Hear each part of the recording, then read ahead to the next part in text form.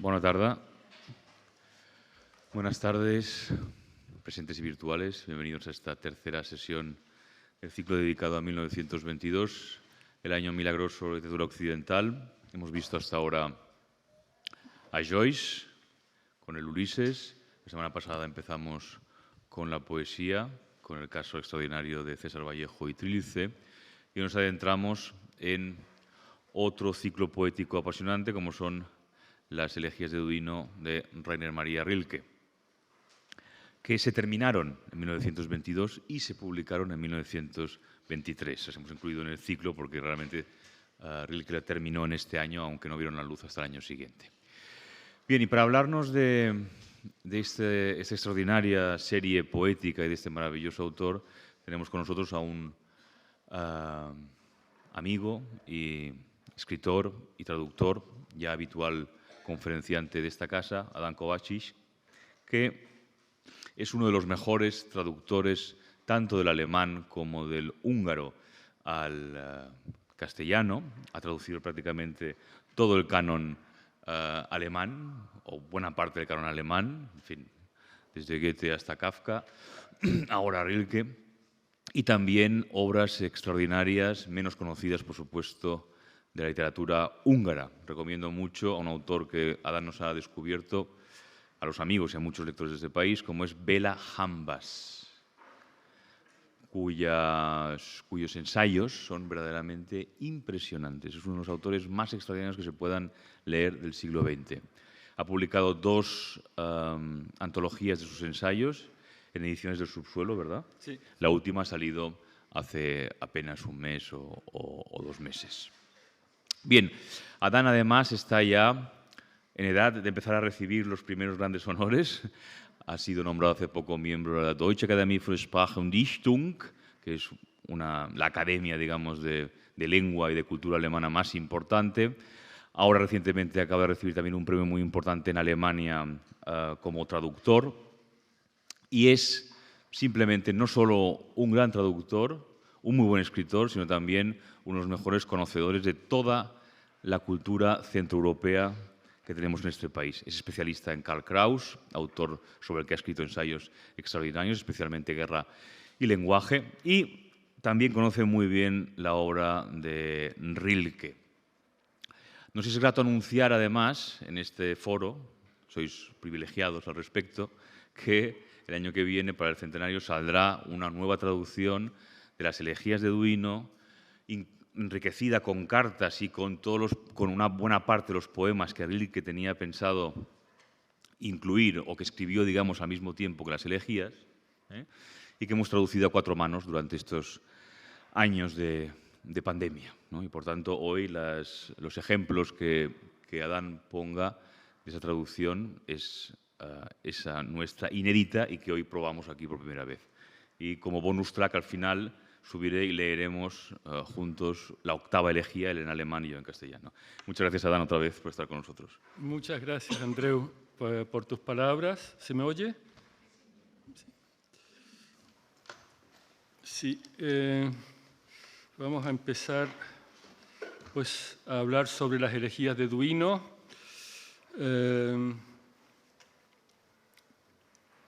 Esta obra enorme de Rainer Maria Rilke. El 11 de febrero de 1922, ya que estamos el título de nuestro ciclo de conferencias es 1922, el año milagroso de la literatura. Así que el 11 de febrero de 1922, Rainer Maria Rilke, que se encontraba en Museau, en Suiza, escribe una carta a la princesa Marie von Thurn und Taxis. Y dice en la carta: por fin, princesa, por fin el día bendito, cuán bendito, en que puedo comunicarle la conclusión, hasta donde llego a ver, de las elegías. 10. Por la última, la grande, que continúa el comienzo escrito en su día en Duino, quisiera un día, al consumar la aceptación terrible, cantar gloria y júbilo a los asertivos ángeles. Por esta última, que ya entonces estaba pensada como la última, por esta todavía me tiembla la mano. Ahora mismo, sábado día 11, a las 6 de la tarde, está acabada. Todo en pocos días. Fue una tormenta sin nombre, un huracán del espíritu, como entonces en Duino. Todo cuanto hay en mí de fibra y tejido crujía. En ningún momento se podía pensar en comer. Dios sabe quién me alimentaba. Pero ya está. Amén. Así que he aguantado para esto, a través de todo. Y era lo que hacía falta, solo eso. La octava elegía está dedicada a Kastner, pero el conjunto es de usted, princesa. ¿Cómo no iba a hacerlo? Se titulará Las elegías de Duino. Así que eso escribió Rilke a la princesa Marie Fontour en un taxis. Todo esto habrá que explicarlo un poco. En primer lugar, decir que esto ocurrió en el año 1922, que ocurrió en febrero, y que Rilke se encontraba entonces en el torreón medieval de Museau, que es este, aquí estaba él, en 1922, en febrero, en la Suiza francesa, y ese torreón lo había alquilado para él un mecenas en el verano anterior.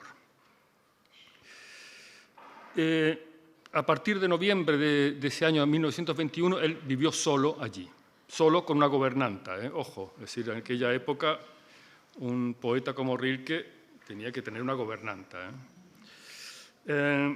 ¿Y por qué fue a parar a ese lugar solitario, recóndito, en el Valle del Ródano, en la Suiza francesa?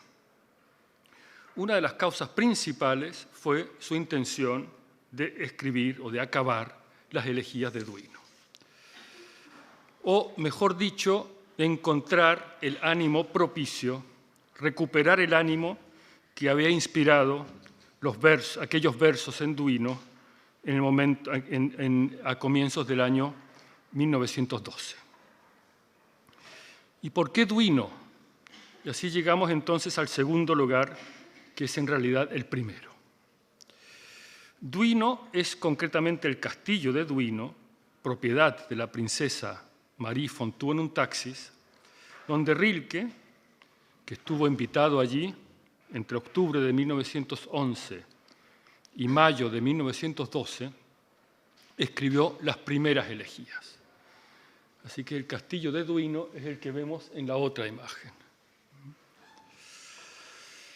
El castillo de Duino se encuentra sobre la costa, no lejos de Trieste. Y la primera elegía se concluyó el 21 de enero de 1912. La princesa relata ese momento, ese comienzo de la obra, en un librito suyo que se llama Recuerdos de Rainer Maria Rilke. Les voy a citar lo que escribe la princesa. Rilke me contó más tarde cómo surgió esa elegía. No intuía nada de lo que se estaba preparando en él. En una carta hizo una alusión. El ruiseñor se acercaba. El ruiseñor es en Rilke mucho el símbolo de la inspiración poética. Sentía ya entonces lo que venía. Sin embargo, parecía que volvía a callar. Una gran tristeza se apoderó de él. Comenzó a creer que ese invierno también acabaría sin un resultado. Un buen día recibió por la mañana una carta comercial fastidiosa. Quiso responder rápidamente y tuvo que dedicarse a repasar cifras y otros asuntos áridos. Fuera soplaba una intensa bora, pero lucía el sol. El mar brillaba como si estuviera revestido de plata. Rilke bajó a los bastiones que estaban situados hacia el este y hacia el oeste, a la orilla del mar, y unidos por un estrecho sendero a los pies del castillo. Allí las rocas descienden de forma abrupta, unos 200 pies hacia el agua. Rilke iba y venía sumido en sus pensamientos, ya que estaba muy ocupado en la respuesta a aquella carta. Y de pronto, en medio de las cavilaciones, se detuvo, pues de repente tuvo la sensación de que en medio del rumor del vendaval una voz se dirigía a él. ¿Quién, si yo gritara, llegaría a oírme desde los coros de los ángeles? Se detuvo aguzando el oído. ¿Qué es esto?, susurró a media voz. ¿Qué es esto que viene? Cogió la libreta de apuntes que llevaba siempre consigo y anotó esas palabras y les añadió unos versos que se configuraron solos sin que él interviniera. Volvió muy tranquilamente a su habitación, apartó su libreta de apuntes y terminó la carta comercial. Esa noche toda la elegía estaba escrita. Era el 21 de enero de 1912. Así comenzó, pues, esa obra que acabaría llamándose Las Elegías de Duino. Hemos visto, pues, el punto de partida, allí en Duino, en el castillo de Duino, y el punto de llegada, que es allí en ese torreón, el torreón de Museau, en el sur en la Suiza francesa. El punto de partida es esa primera elegía y que empieza así. ¿Quién, si yo gritara, llegaría a oírme desde los coros de los ángeles? Y si uno de ellos acabara incluso por tomarme en su corazón, fenecería entonces ante su existencia más potente, pues lo bello no es sino el comienzo de lo terrible, casi insoportable para nosotros, que tanto lo admiramos porque impasible desdeña aniquilarnos. Qué terribles son todos los ángeles, así que decido contenerme y me reprimo el reclamo de un oscuro sollozo. Ay, ¿a quién podremos apelar? No a los ángeles ni a los hombres, y los sagaces animales empiezan a darse cuenta de que ya no estamos demasiado seguros en el mundo interpretado. Así empieza, pues, esa obra, Las Elegías de Duino, que empezó en 1912, allí en el castillo de Museau. Un inciso. Las elegías son, a partir de un momento en la antigüedad, poemas compuestos por dísticos basados en un hexámetro dactílico y un pentámetro dactílico. En la poesía latina las cultivaron Propercio, Ovidio, y suelen expresar lamento por la muerte de una persona y, en términos más generales, tristeza. Y luego se retoman en la poesía europea.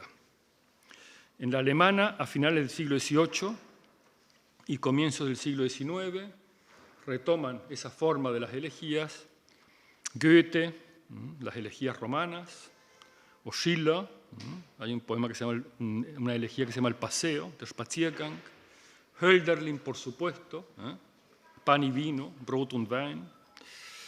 Así que Rilke recupera esa tradición,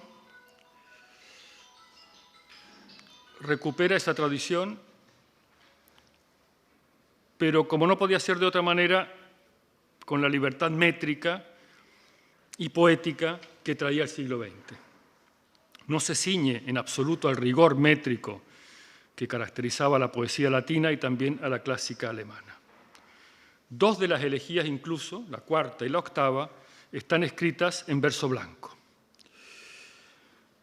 Importante en el caso de Rilke es, además de la forma y del ritmo que evoca en buena parte de la obra el verso dactílico, la importante idea del lamento.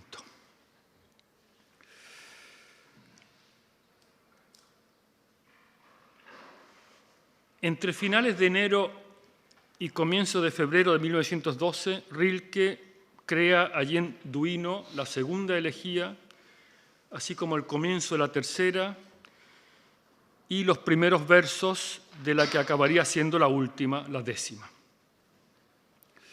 Entre febrero y marzo, también allí en Duino todavía, los primeros esbozos de la sexta y partes de la que sería la novena.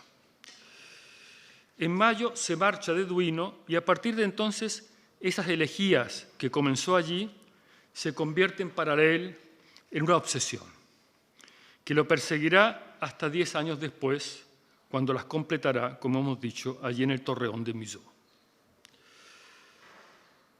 Después de ese inicio sorprendente, incluso para él, lo que se impone es la búsqueda de lugares donde poder escribir.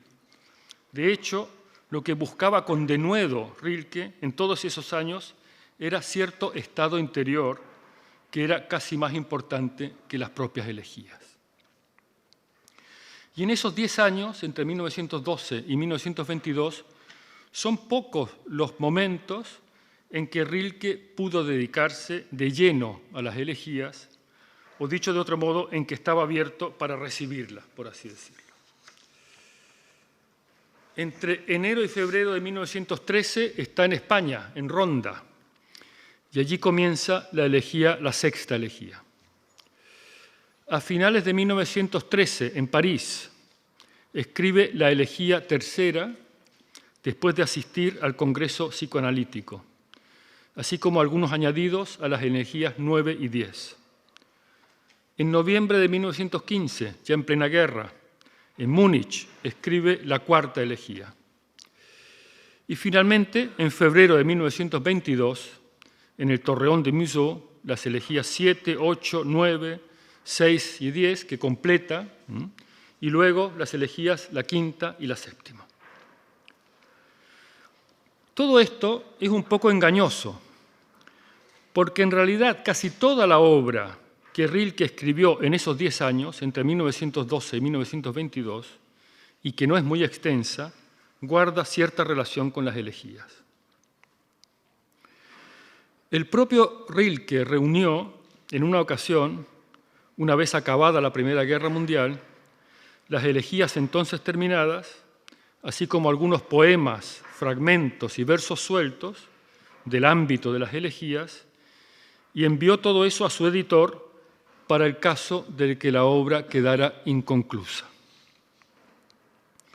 Después, una vez terminadas las elegías, las 10 elegías, en 1922, reunió una serie de poemas y fragmentos de aquellos 10 años con la intención de publicar un segundo volumen que quería titular Fragmentos. Rilke, nacido en Praga en 1875, fue un poeta enorme, un poeta que agotó prácticamente las posibilidades de la poesía, las más clásicas, las más románticas, las más centradas en lo exterior y las más centradas en lo interior.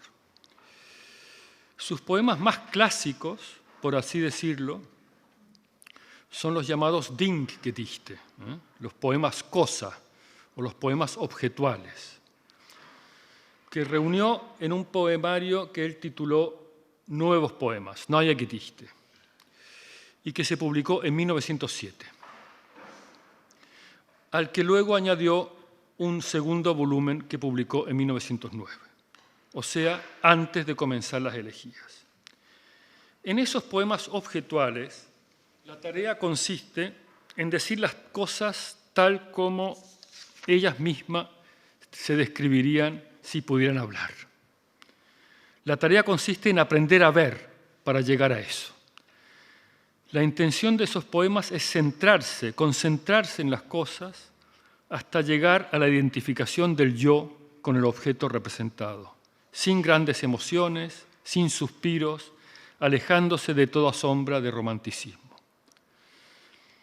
La tarea consiste asimismo en objetivar los sentimientos, en convertir el mundo interior en objeto. En aquellos años en París, él vive en París en aquellos años, él trabaja para el escultor Auguste Rodin, que influye considerablemente en él. Rilke es durante un tiempo su secretario.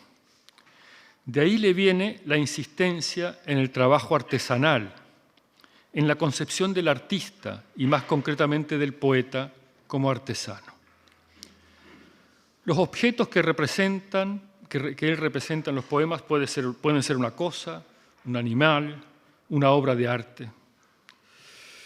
Les voy a leer un poema de estas colecciones de nuevos poemas para que se hagan una idea. Es uno de los poemas emblemáticos de estas colecciones, de estos poemarios. Se titula La Pantera. La traducción es de José María Valverde. La pantera, cansada del pasar de los barrotes, su mirada ya no retiene nada. Es igual que hubiera 1000 barrotes y detrás de ellos no quedara mundo. Su blando andar de fuertes pasos ágiles, en círculos más cortos cada vez, es danza de una fuerza en torno a un centro, donde aturdido se alza un gran deseo. Solo a veces se apartan las cortinas de la pupila sin ruido.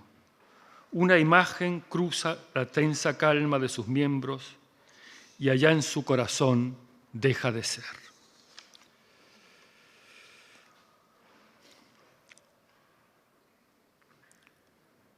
Otro poema de ese ciclo, Torso arcaico de Apolo, también en traducción de Valverde. Su inaudita cabeza no hemos visto donde los ojos maduraban, pero su torso aún fulge como un candelabro, con su mirar tan solo atornillado más atrás. Si no, te cegaría el álave del pecho y en el giro silencioso de la ingle una sonrisa no iría al centro donde estuvo el sexo. Y la piedra sería corta y deforme bajo los hombros de caer traslúcido. No brillaría como piel de fiera, ni irrumpiría por todo el contorno como una estrella, porque no hay un sitio que no te mire. Has de cambiar tu vida. Llega un momento, sin embargo, en que estos Ding-Gedichte o poemas objetuales se revelan insuficientes para el poeta. Hay en ellos una comodidad que perturba, que incomoda al poeta. Esos poemas objetuales son de una gran perfección formal, son equilibrados, son sonoros. Su movimiento parece el de una danza en torno a un centro, como en el poema La Pantera. Está presente lo cruel, lo amenazante, lo destructivo, pero a pesar de todo el mundo parece dominado, civilizado. La pantera está detrás de barrotes. El dios Apolo aparece en forma de un torso. Hasta Dios es una metáfora para el hombre a veces. Esos poemas objetuales, para que se hagan una idea, se asemejan a esos cuadros de Klimt en que el ornamento domestica y humaniza el mundo. En ellos da la impresión de que la inteligencia y la habilidad artesana del hombre pueden servir para representar la realidad, de que la misión y salvación del poeta consiste en convertirse él mismo en las cosas visibles. Como el picapedrero de una catedral se convierte obstinadamente en la imperturbabilidad de la piedra, dice el propio Rilke. En esa primera década del siglo XX, sin embargo, ya se apuntan los signos de la gran crisis que estallaría luego en la Primera Guerra Mundial. Esa entonces incipiente crisis se refleja ya en la siguiente obra de Rilke, publicada en 1910, que son Los apuntes de Malte Lauritz Brigge. Una obra en prosa, los diarios o apuntes ficticios de un personaje ficticio perteneciente a la aristocracia danesa, que se ha quedado huérfano y que se instala en la gran ciudad, en París, donde conoce la miseria, la marginación, el olor de la pobreza. El libro está lleno de cosas que el protagonista ve, escucha, huele en la gran ciudad, en la metrópoli. La ciudad acoge al migrante y al mismo tiempo lo confunde, lo perturba.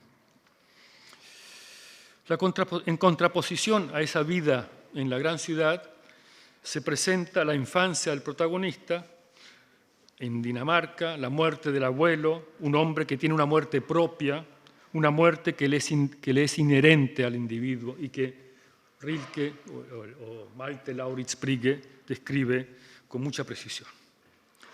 En estos apuntes de Malte Lauritz Brigge comparecen algunas ideas centrales de Rilke, como es precisamente esta idea de la muerte propia, y también la idea de la mujer como superior al hombre, en capacidad de sentir y de amar.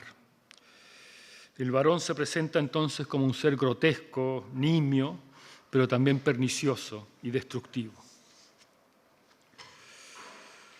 Esta percepción de una crisis y de la necesidad de integrar y de asumir poéticamente la muerte, la angustia, las grandes fuerzas del universo ajenas al hombre, el cual pierde la seguridad, pierde definitivamente el lugar seguro en el mundo, es lo que hace imprescindible de pronto la composición de otro tipo de poesía y es lo que da pie a las elegías.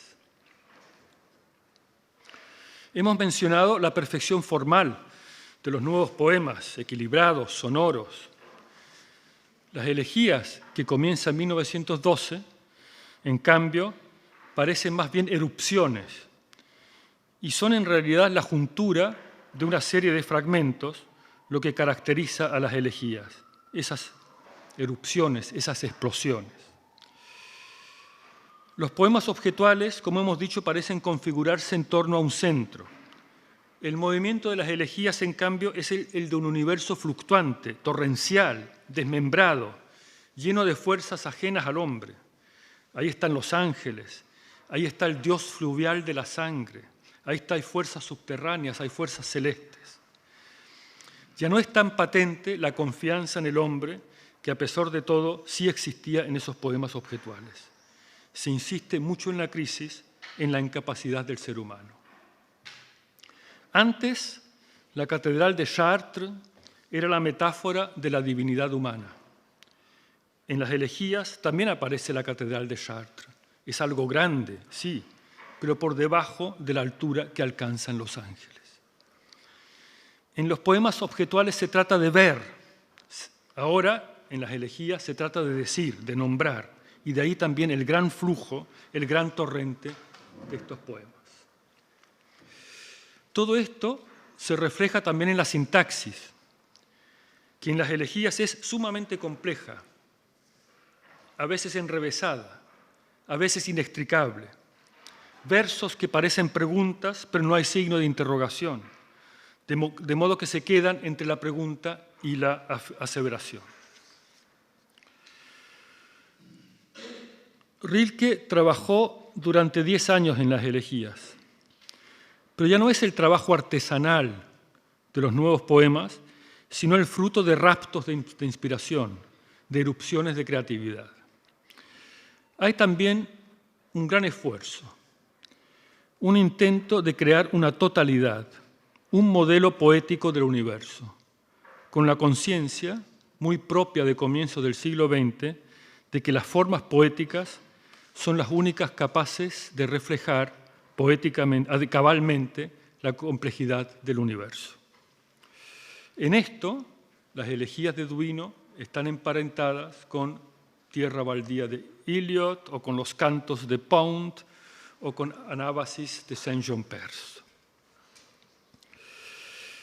Las elegías, esas 10 elegías, no son por supuesto una obra filosófica, sino poética, llena de figuras míticas y también alegóricas. De lo que se trata, de todos modos, en las elegías es de situar al hombre en el mundo. La tarea que se propone Rilke en las elegías es una exploración prolija del lugar del hombre en el mundo, una exposición de la condición humana.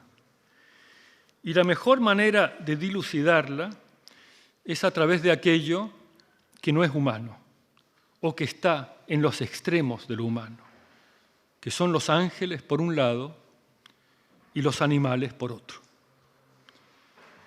Estos, los animales y los ángeles, en esta obra de Rilke, están desprovistos de las grandes contradicciones que caracterizan al hombre, desprovistos de la gran escisión que lo define al hombre, la división en exterior e interior, en sujeto y objeto, en vida y muerte, en pasado, presente y futuro.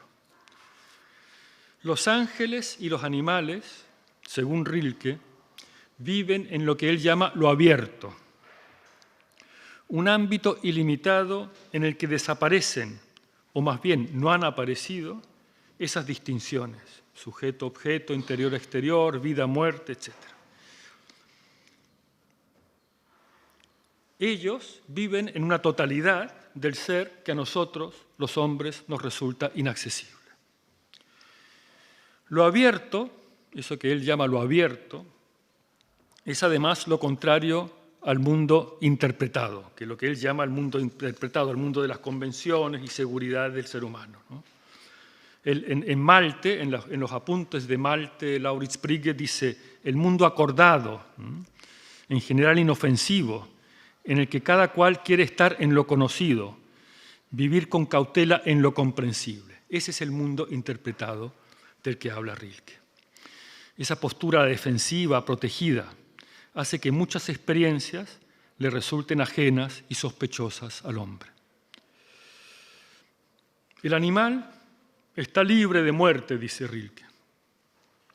El animal libre lleva su final atrás y ante sí a Dios, y cuando anda va por la eternidad como las fuentes, escribe en la 8ª elegía. Las criaturas, como el animal o como el niño también, son seres que sin cuestionar se ven como parte del mundo, como parte del devenir. Para ellos la muerte es la consecuencia natural del nacer y son por tanto más reales, no están rotos, no están escindidos por la conciencia como el ser humano. El animal vive en una especie de presente continuo, siempre en lo visible. El ángel, a su vez, es aquel que está situado definitivamente en lo invisible, que ha realizado la tarea de transformar lo visible en lo invisible, de transformar todo lo que es exterior en interior, en interioridad, en el vasto mundo, en el vasto lado interior del mundo. Sin embargo, el lugar del hombre no solo se define en las elegías por estas figuras que podrían llamar extremas, el animal, el ángel, sino también por figuras que están para Rilke en el límite de la experiencia humana. El niño, el héroe, los jóvenes difuntos y las grandes amantes. El niño, que aparece en varias elegías, en la 4ª, en la 5ª, en la 6ª, en la 7ª, en casi todas. No separa todavía entre el mundo de su imaginación y la realidad exterior. Y está tan cerca de esa existencia abierta de la que habla Rilke, como también el héroe, que actúa de forma decidida y espontánea sin temor a la muerte, que también aparece en las elegías, el héroe.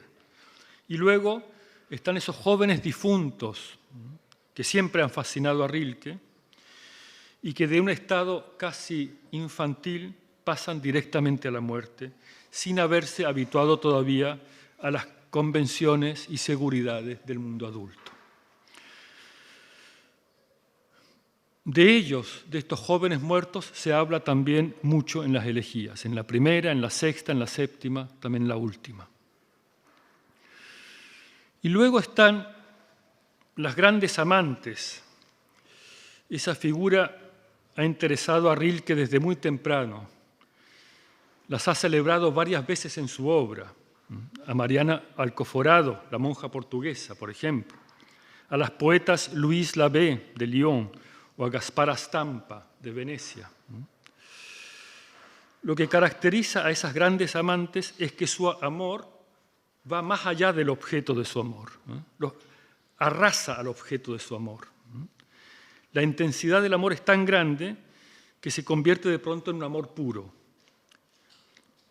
Es un amor que se define como intransitivo, contrariamente al transitivo que está ligado a un objeto. También estas grandes amantes aparecen varias veces ensalzadas en las elegías.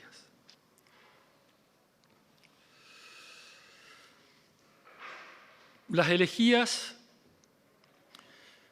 estas 10 elegías no son, por supuesto, ya lo hemos dicho, una obra filosófica, sino poética, deliberadamente llena de figuras míticas, un universo enorme que no podemos agotar en esta hora, por ejemplo, ¿no? En todo caso, una de esas figuras que aparecen continuamente y que ya hemos mencionado es la del ángel. Durante su decisivo viaje a España en 1913, que estuvo entonces en Toledo y en Ronda, él escribe en una carta: esto, el mundo visto no desde los hombres, sino en el ángel, es quizá mi verdadera tarea. Y en otra carta sobre las elegías que Rilke escribió a su traductor polaco, dice algo que es esencial para comprender las elegías y en particular esta figura que atraviesa la obra y que es el ángel. Dice Rilke: el ángel de las elegías es esa criatura en la que la transformación de lo visible a lo invisible que nosotros producimos ya parece realizada. Para el ángel de las elegías, todas las torres y palacios del pasado son existentes, porque se han vuelto hace tiempo invisibles. Y las torres y puentes todavía en pie en nuestra existencia son invisibles a pesar de que para nosotros continúan físicamente. El ángel de las elegías es ese ser que garantiza reconocer en lo invisible una categoría superior de la realidad. Es terrible para nosotros, porque nosotros, que lo amamos y lo transformamos, seguimos aferrados a lo visible. El ángel, pues, está por encima del ser humano, ha alcanzado un ser perfecto al que a las amantes, por ejemplo, o también las obras de arte se acercan. Pero es que además hay en esas 10 elegías un recorrido de la figura del ángel. El ángel de las 2 primeras elegías, las que escribió allá en Duino, es aquel que supera en todos los sentidos al hombre, a nosotros que vivimos en el mundo interpretado, a nosotros que estamos aferrados a lo visible. La diferencia entre nosotros y ellos es casi absoluta. No absoluta del todo, porque existe una continuidad entre lo bello y lo terrible. Esos primeros versos que leí de la primera elegía, que a ver si los puedo recuperar, dice: ¿quién si yo gritara llegaría a oírme desde los coros de los ángeles? Y si uno de ellos acabara incluso por tomarme en su corazón, fenecería entonces ante su existencia más potente, pues lo bello no es sino el comienzo de lo terrible, casi insoportable para nosotros, que tanto lo admiramos porque impasible desdeña aniquilarle. Qué terribles son todos los ángeles. En la cuarta elegía vuelve a aparecer el ángel y en ese caso aparece como un signo opuesto a la no unidad de la conciencia que caracteriza al hombre. Es aquel que reúne lo que nosotros, los hombres, dividimos. En el ángel se reúne todo eso. Muerte y vida, exterior e interior, todo eso está reunido en el ángel. Y en las elegías finales, ese ángel de la transformación, ese ángel que ha llevado a cabo la tarea de transformación, que es la tarea del poeta, del hombre, de la tierra, ese ángel que sigue siendo inalcanzable, ya es, sin embargo, alguien con el que se puede hablar, al que se puede interpelar. En las últimas elegías, estos importantes, dejamos atrás el lamento y pasamos a celebrar. Estar aquí es maravilloso, dice Rilke en las últimas elegías. Y los ángeles pasan a asombrarse de lo que nosotros somos capaces. Dice, por ejemplo, en la séptima elegía: oh, asómbrate, ángel, de que nosotros seamos, nosotros, oh grandioso, cuenta de lo que hemos sido capaces. En la novena, por ejemplo, dice: nómbrale las cosas y se quedará aún más asombrado.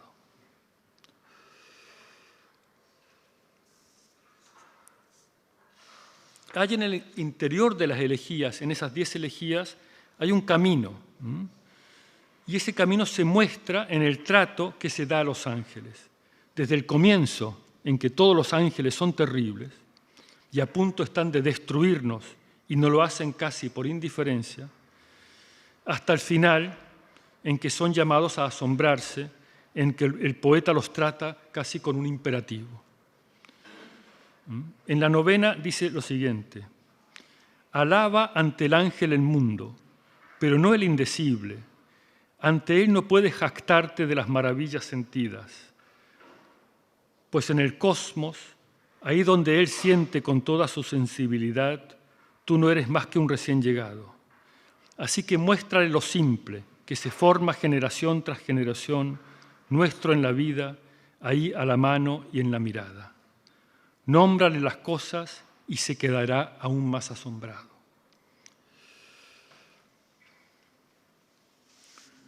Un breve inciso. Hay en Rilke desde siempre, desde sus comienzos como poeta, algo así como una religiosidad secular, que era algo muy común a finales del siglo XIX y comienzos del XX.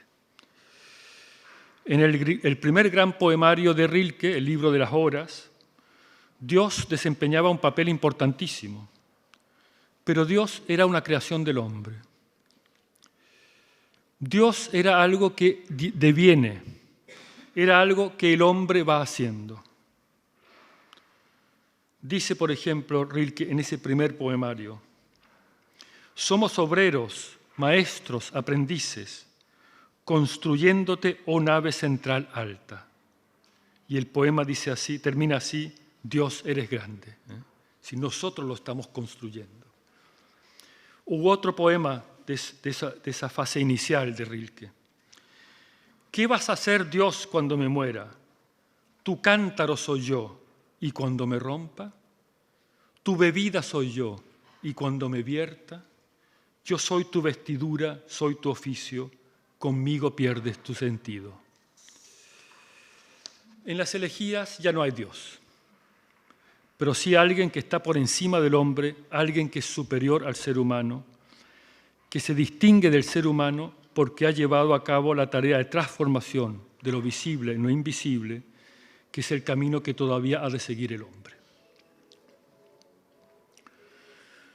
Hemos mencionado que en los poemas objetuales, en aquellos poemas objetuales, el poeta se adentra en sus objetos. En las elegías de Duino y en toda la obra de ese periodo, esto cambia. Ahora el poeta los interioriza, los vuelve interiores. Sus objetos pasan a formar parte del mundo interior en el que, según Rilke, todo desemboca. Ya no son las cosas visibles las que ofrecen al espíritu un lugar para estar, un refugio, sino que es el mundo interior invisible el que salva al mundo visible de la pérdida de sentido, de la desaparición. La tarea consiste ahora, dice Rilke en una ocasión, en grabarnos esta tierra fugaz y caduca de manera tan profunda, sufriente y apasionada, que su esencia resucite de manera invisible en nosotros. Bueno, aquella memorable carta al traductor polaco dice: somos las abejas de lo invisible, libamos apasionadamente la miel de lo visible para acumularla en la gran colmena de oro de lo invisible. Esa transformación de lo visible en lo invisible que los ángeles han realizado es la tarea del hombre. Y quien cumple esencialmente esa tarea es el poeta. En la séptima elegía escribe, por ejemplo: en ninguna parte amada habrá mundo salvo adentro. La vida se nos va en transformación y el exterior, cada vez más ínfimo, se va esfumando. O dice también: lo efímero se precipita por doquier en un profundo ser. Un célebre poema suyo, escrito en 1914, que pertenece también al entorno de las elegías, empieza así. Nos llaman a sentir casi todas las cosas. De cada giro nos llega un soplo, evoca. Un día ante el cual ajenos pasamos, decide en un futuro agasajarnos. Y luego dice, a todos los seres los atraviesa el único espacio, espacio interior del mundo. Los pájaros en silencio nos traspasan volando. Oh, yo que crecer quiero, miro afuera y dentro de mí crece el árbol. Hay aquí, en esta magia de la interiorización de las elegías, dos líneas. Por un lado está la tarea del hombre, y más concretamente del poeta, de convertir el mundo visible en invisible y dar fe así de la gran unidad. Y en un segundo plano está la tarea de la tierra en su totalidad de volverse invisible. Rilke estaba muy imbuido de la idea de que muerte y vida no son opuestos. Esta idea le viene también de un mistagogo de aquella época que se llamaba Alfred Schuller, que decía que el reino de los muertos es el verdadero reino, de que nuestra breve existencia es algo así como una excepción, de que todo es para entrar en ese vasto espacio de la muerte. Esa idea de Schuller la tenía muy, muy presente Rilke y está también muy presente en las elegías.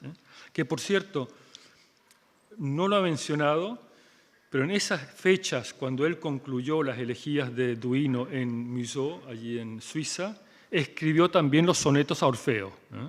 Pertenecen a la misma época y están también, digamos, se configuran a través de la misma idea que las elegías de Duino. Los sonetos a Orfeo, una gran obra también de Rilke escrita en aquellos meses, en aquellas semanas en que él estuvo allí en el Torreón de Museau.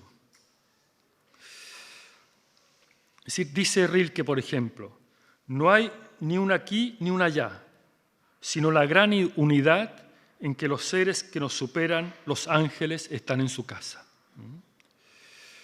Esa es la idea de una totalidad en que lo vivo y lo muerto, lo presente y lo pasado se unen en una unidad superior.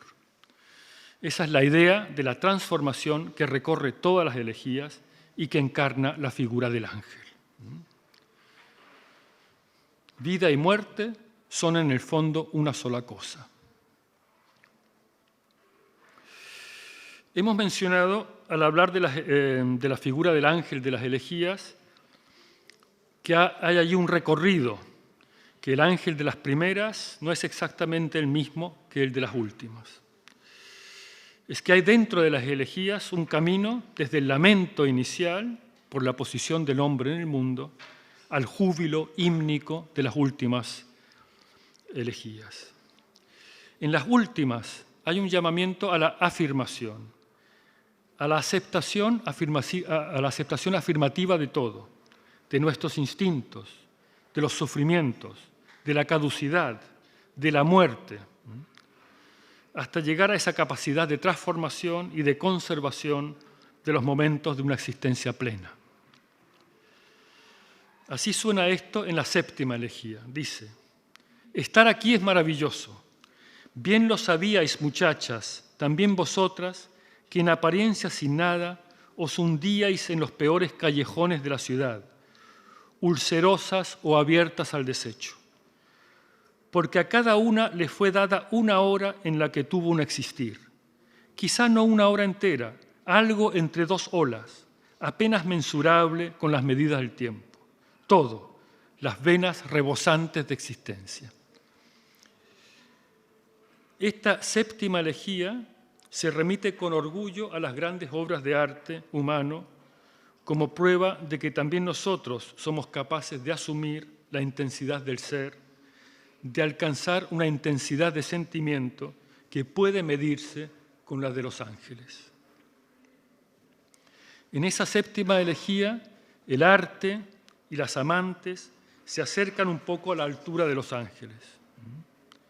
Dice allí: «Oh, asómbrate, ángel, de que nosotros seamos, nosotros, oh grandioso, cuenta de lo que hemos sido capaces, no da mi aliento para tanta celebración. A pesar de todo, no hemos perdido los espacios, esas estancias nuestras y generosas. Qué vastas deben ser, puesto que no se desbordan tras milenios de nuestro sentir. Pero una torre era grande, ¿verdad? Oh ángel, ¿no era grande incluso a tu lado? Grande era Chartres, y la música llegaba aún más alto y nos sobrepasaba. E incluso un amante, oh, sola en la ventana nocturna, ¿no te llegaba a las rodillas?» ¿Cómo se va trasladando el peso de las primeras elegías a las últimas? En las primeras, el ángel supera al ser humano, es el que nos muestra todas las deficiencias e insuficiencias de la existencia humana. Hacia el final del ciclo de la elegía, sin embargo, el peso se traslada al estar aquí, a la celebración del estar aquí, al júbilo y a la aceptación. Y lo importante es también que Rilke sabía desde el comienzo el final. De hecho, como ya hemos señalado al principio, él escribió los primeros versos de la 10ª elegía en Duino en 1912. Él sabía a dónde quería ir a parar. Lo que faltaba era llenar todo eso de contenido poético, simbólico, mítico. Ese comienzo de la última elegía que escribió en 1912, yo creo que ya le leí, pero lo vuelvo a leer, reza así: «Quisiera un día, al consumarse la aceptación terrible, cantar gloria y júbilo a los asertivos ángeles, sin que ninguno de los bien pulsados martillos del corazón falle por cuerdas débiles, dudosas o deshechas, más resplandeciente mi rostro torrencial, en flor el sencillo llanto. Oh, cómo os amaría entonces noches de aflicción. Cómo no me postré ante vosotras, desconsoladas hermanas, disolviéndome en vuestro cabello suelto». Como hemos dicho, no es una obra filosófica y reina en la obra una enorme y poética ambivalencia que se mueve entre el lamento por la condición del hombre perdido en el universo y la aceptación, la celebración, la alabanza del estar aquí.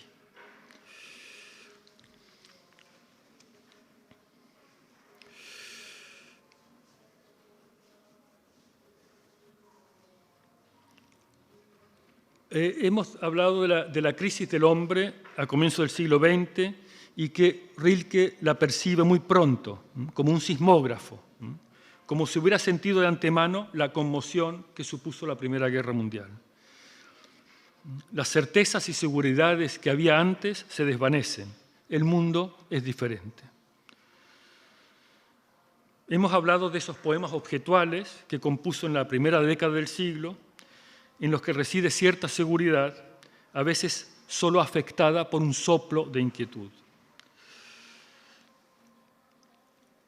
Y al mismo tiempo hemos señalado que Rilke traslada por encima de la guerra ese sentimiento de celebración, de júbilo, que él desde un comienzo quiso plasmar en las elegías. Así que piénsese, él vive la guerra, la vive fatal, la vive muy mal, tiene la vive con una enorme crisis personal, esos años 1914 a 1918, y sin embargo, al final, en 1922, plasma esa idea de celebración con la que él había iniciado en el fondo las elegías.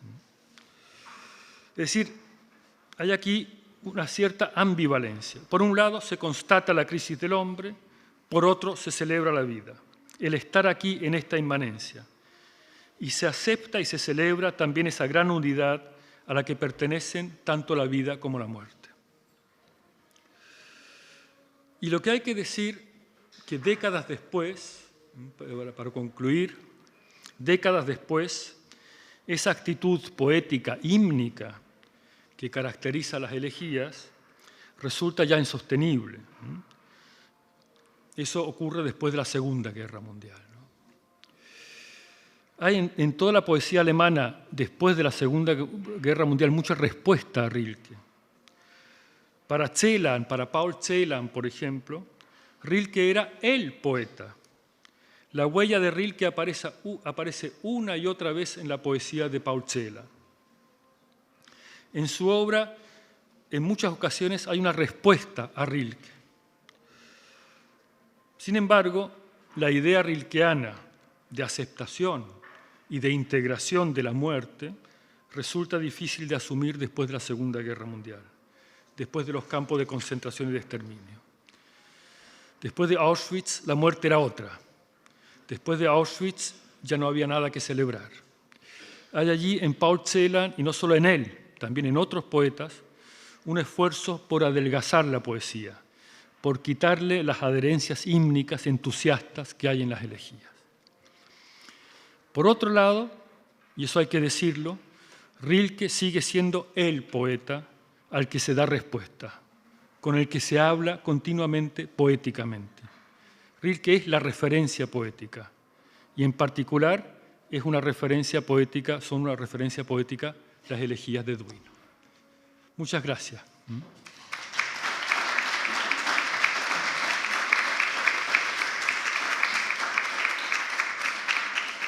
Ahora vamos a leer con Andreu esta traducción nuestra de la octava elegía, para que después de tanta palabrería escuchen algo serio. Bueno, muchas gracias, Adán. Ya habéis visto que ha sido una síntesis espléndida y perfecta del infinito, por otra parte, y riquísimo mundo de Rilke, que cuesta muchísimo de reducir una hora, y te agradecemos mucho porque realmente encontraréis pocas veces una explicación tan transparente y tan clara de lo que es toda la complejidad de Rilke, de verdad. Muchas gracias. Magistral. Y ahora leemos esta octava elegía, primero en alemán. Es una de las elegías más comentadas de Rilke y más discutidas. Aquí se habla lo que ya ha comentado Adán de lo abierto, das Offene.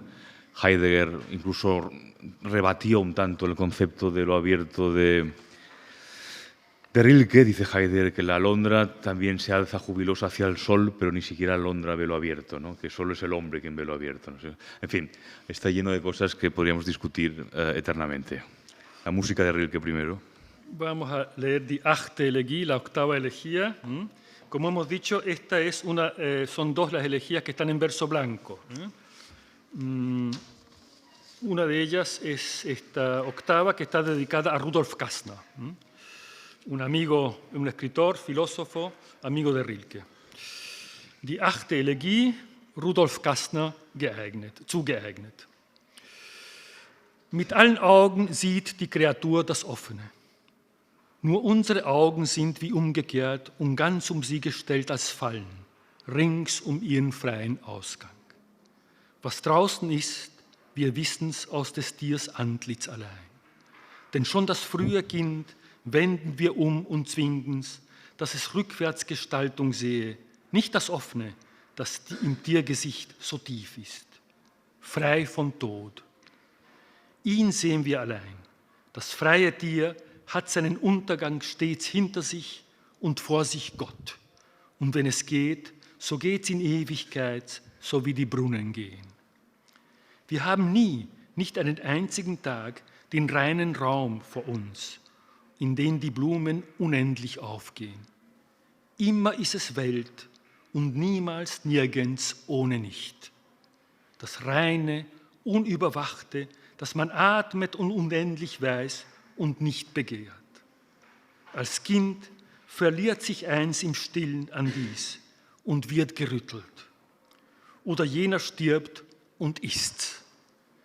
Denn nach dem Tod sieht man den Tod nicht mehr und starrt hinaus, vielleicht mit großem Tierblick.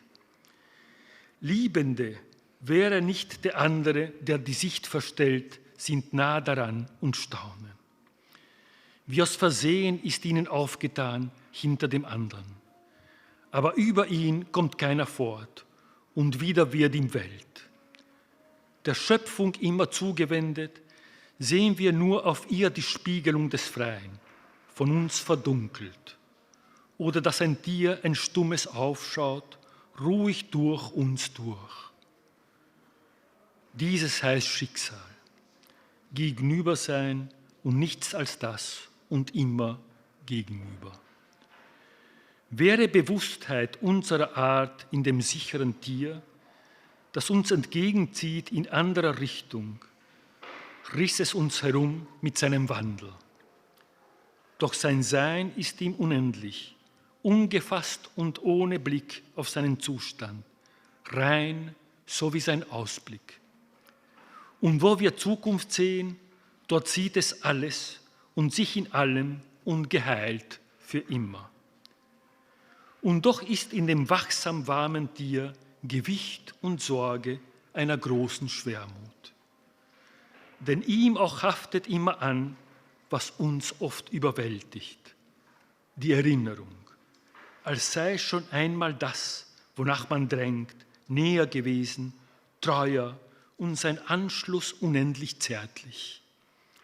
Hier ist alles Abstand und dort war's Atem. Nach der ersten Heimat ist ihm die zweite zwitterig und windig. O Seligkeit der kleinen Kreatur, die immer bleibt im Schoße, der sie austrug. O Glück der Mücke, die noch innen hüpft, selbst wenn sie Hochzeit hat, denn Schoß ist alles. Und sieh die halbe Sicherheit des Vogels, der beinahe beides weiß aus seinem Ursprung, als wäre er eine Seele der Etrusker, aus einem Toten, den ein Raum empfing, doch mit der ruhenden Figur als Deckel. Und wie bestürzt ist eins, das fliegen muss und stammt aus einem Schoß. Wie vor sich selbst erschreckt, durchzuckt die Luft, wie wenn ein Sprung durch eine Tasse geht. So reißt die Spur der Fledermaus durchs Porzellan des Abends.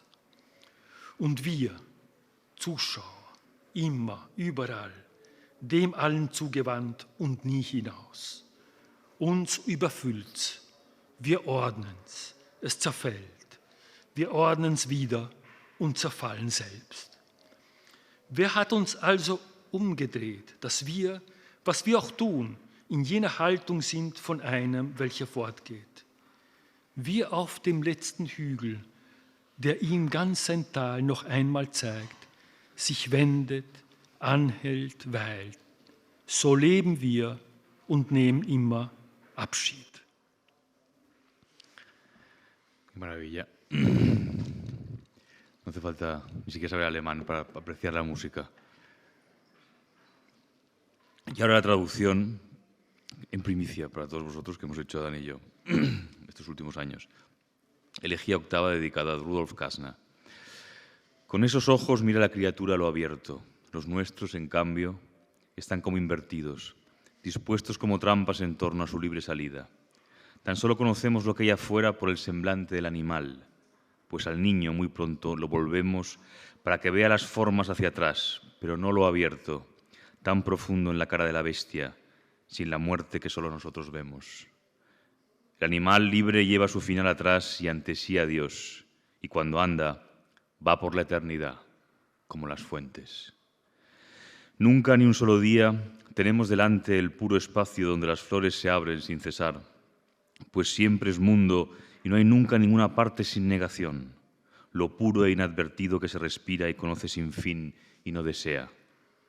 De niño se pierde uno en la quietud del pecho y es colmado, o alguien muere y existe, pues de cerca ya no se ve la muerte y miramos afuera, quizá con esos ojos de animal. Las amantes, si no fuese por el otro interpuesto, están ahí cerca y se asombran. Aquel se les descubre como por descuido tras el otro, pero no hay nadie capaz de ir más allá y siempre vuelve el mundo.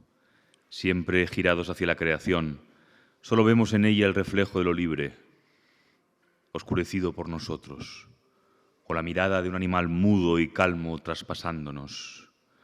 A eso se le llama destino, estar ahí enfrente y nada más que eso y siempre enfrente. Si el animal seguro, acercándose a nosotros, tuviera nuestra conciencia, bien nos sacudiría su muta pues su ser se le aparece infinito, desatado, sin la mirada vuelta a su condición, limpio como su panorámica, y donde vemos futuro, él ve la totalidad, y en el todo a sí mismo, para siempre sanado. Y sin embargo, el atento y cálido animal soporta el peso y el cuidado de una gran tristeza, pues a él también le atañe aquello que a menudo nos abruma, el recuerdo, como si alguna vez nuestros apremios hubieran sido más cercanos, más fieles y su enlace para siempre dulce. Todo lo que es aquí distancia es allí aliento. Tras el primero, el segundo hogar le parece híbrido y ventoso. Oh beatitud de la pequeña criatura morando siempre en el vientre natal. Oh dicha del mosquito, cuyo salto, incluso en su apogeo, es interior, todo es regazo. Y mira la segada certeza del pájaro cuando casi conoce la dualidad de su origen, como si fuera el alma de un etrusco, de un muerto al que un espacio abrigó, aún con la figura yacente como lápida. Y qué atónito está uno que debe volar y ha venido de un vientre. Asustado de sí mismo, revolotea en el aire como una grieta en la taza. Así se aparece la estela de un murciélago. Deja en la porcelana del crepúsculo. Y nosotros somos siempre espectadores en todas partes, atentos a todo y nunca fuera. Nos satura, le damos un orden y se derrumba. De nuevo lo ordenamos, pero nos caemos. ¿Quién nos ha dado así la vuelta? Para que hagamos lo que hagamos, tengamos la actitud del que se va. Como aquel que en la última colina contempla otra vez el valle inmenso y se vuelve, perdura y se demora. Así vivimos en constante despedida. Pues está. Ha sonado bien, ¿no? Ha funcionado.